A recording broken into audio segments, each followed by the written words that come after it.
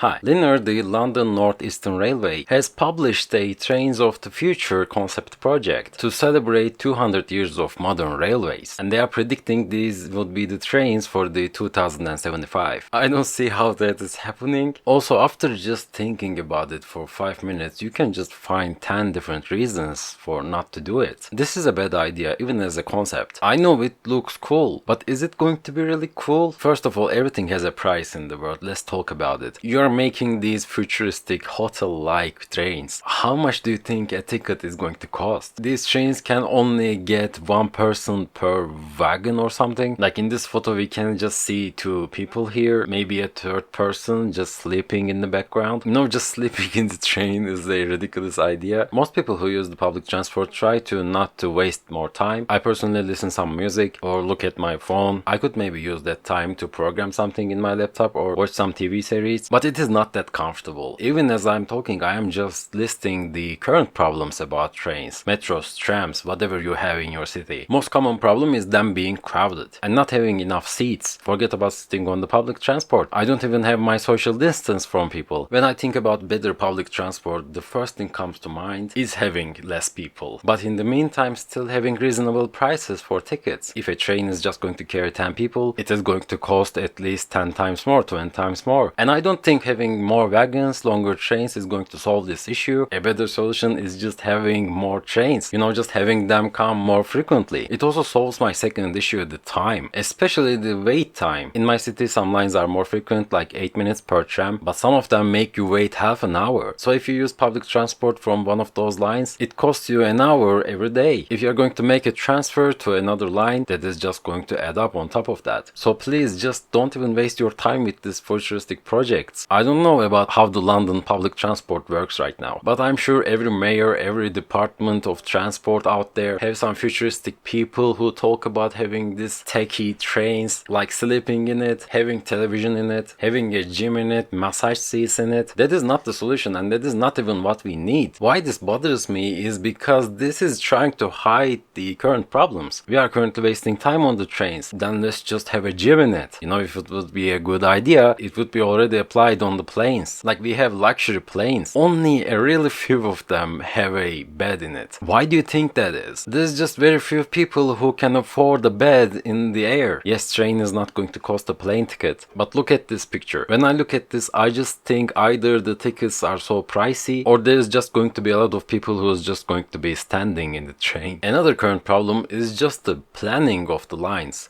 The stations where people walk to and also how they connect to each other. This is the most important thing about the public transport, because this is how you are going to use it. This is not a car. You cannot just drive it anywhere. Someone is going to plan it first, and then you're just going to have to use it that way. Because my small city is planned in a bad way, it takes me only 8 minutes to get to the city center with a car. But it takes me, and I'm not joking, an hour to get there with a public transport. Getting back is actually worse, because some lines just work in a single direction. Getting back to my house from city center takes about 1 hour and 40 minutes. That is just bad planning right there. That is what you need to solve. And the station is actually 10 minutes of walk away from my house. So I don't know who is doing all of this and planning these things, but that is what we should look at. The public transport needs to be cheap. And one of the current problems is, as I see it, also it not being that cheap, at least in my country. After already owning a car, by just thinking about the fuel, it costs less with my car to get somewhere. Also, if it would be electric, then it would cost even a quarter of that. I don't know if this is a second world country problem, but it is a problem. Also, you can just invest into cleaner vehicles. Public transport being dirty is a common problem. If you're not seeing it, because that problem is solved by investing into cleaning it, it is going to get dirty. If you're seeing it clean, your government is already cleaning it. But if you are seeing it being dirty, and if your government is talking about these kind of futuristic projects, just tell them to invest into cleaning them. There's also infrastructure downtimes. When a crash or an accident happens, the whole grid can go down because they can't jump on top of each other. It's a fixed line. But maybe they could have just invest into more switches, so even in an accident they can just work in half speed. I don't know, I'm sure there are some solutions. In my city, when the electricity goes down, the trams do not work, so they just don't have any generators. It feels like they should have something as a backup, and the tech in this futuristic projects, they are just going to break down in a couple of years, even a couple of months, maybe weeks. Sometimes in a random city maybe I am in a bus and I just can't see where I'm going at or the current station because there's just a single screen and it is already broken. There are 5 buttons to signal the driver to stop the bus. Sometimes 2 of them, 3 of them do not work. It is hard to maintain these technologies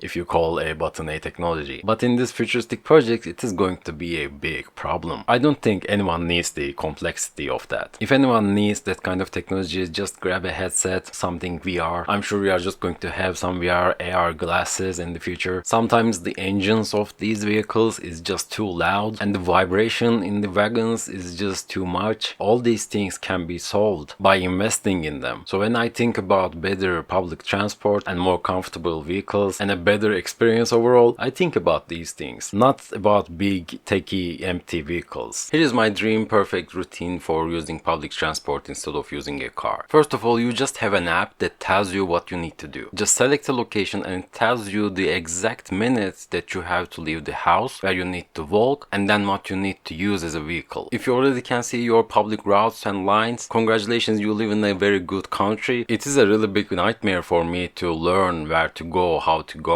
Most of the time you just need to ask someone who already knows it. It really restricts what you can do with the public transport if you don't know what you're doing. Some of our stations have some timing tables and some screens to tell when the next bus is coming, but most of the time they are also very way off, like 10 minutes, 20 minutes, half an hour late. So from the very beginning an app would be very great. And then the walk distance should be below 3 minutes. Like, this is how I feel about it. I know that I shouldn't complain about walking, but walking every day, it is not like just a casual walk, it is just walking every day forcefully. So let's keep it short, like let's have lots of lines and stations, and after arriving to the station, let's not have an entry line. Like, some stations are very popular and you just need to wait in a card reading line to get into the station, and it's sometimes very crowded in it, so an easy automatic entry somehow would be very great, maybe just by clicking a button from your phone to enter the station. You might say that is going to cost too much, that is too much investment and too much technology, but we are already talking about a futuristic project in a utopia. So while we are at it, let's make it the actual perfect scenario. The station needs to have a roof to cover from the rain and some sidewalls to protect from the wind. It needs to have cooling and heating elements. It needs to have some seats to sit while we are waiting, and tell me the exact location and exact estimated arrival of time of the next vehicle, and it needs to be below 5 minutes. Like in the example I have given, I can just arrive to the city center in my city under 8 minutes with car. So waiting for long times already makes it impossible for me to just choose the public transport. And I do think making the traffic worse in the city center is not going to solve this issue. Like, they are trying to make some more bicycle lanes in my city right now. I am not against bicycles, but it is not just fitting to our city. Drivers are careless, it is not as safe to drive even with bike lanes, and after the constructions the result is going to be that I'm going to lose my option to get to the city center under 8 minutes. It is just going to be either with a car in like 15-20 minutes with some heavy expensive parking options, or I'm just going to use the public transport that is still going to cost me more than an hour. And it is long enough and impossible enough for me to get there with a bicycle. I love it when people just create more problems. Just solve the current problems, please. Anyway, in our dream perfect scenario, after the vehicle has arrived, I just expect people to just get in and out very easily. No long lines, no confusion. Distinct entry and exit doors would be perfect, and it should be enforced for people to use them. And after getting in, I expect it to be clean. I expect to find a seat to sit on. I expect the vehicle to have some oxygen in it, have some clean air. I don't want to feel cold, I don't want to sweat. Just have some perfect air conditioning in it. I don't expect more, but maybe there can be just a pocket table there. Just like in the buses, maybe you can just put your laptop on. I expect the vehicle to have no noises, no vibrations, the ride to be very perfect and comfortable, and I should exactly see when I should leave the vehicle, if I should transfer to another vehicle. The transition times also shouldn't exceed 5 minutes. My overall journey shouldn't exceed like 40 minutes. You know, the shorter is better. The perfect scenario is just teleporting to somewhere, but it is currently not possible, so I am just okay with getting somewhere under half an hour, and my upper limit is just 40 minutes because I also need to get back to the home. I also expect people to behave too, like no arrogant people, no noisy people, but that is just not the problem of the railway company or the government. Maybe a little bit government because of education, but yeah, you can't just change people. I don't know what we can do about that. And finally, after arriving to my last station, London, I just expect my actual destination to be under 3 minutes of walk away. Maybe when you're just casually traveling in your city and going shopping, it can be fine to use public transport for more than an hour and just walking everywhere. It is fine. But when you're going to your school or your job, all these times just add up. It feels like you're just wasting your life in there. And one last thing is, I expect the public transport to be free for everyone at least 2 times a day, because that is just human behavior. I should be able to go somewhere just 2 times a day. It is not too much to ask. I see that in New York it is nearly $3 per ticket, and in Turkey, in Istanbul, it is something like more than $1. In my smaller city it is also nearly same. You might think that is cheap, but the most people who use public transport is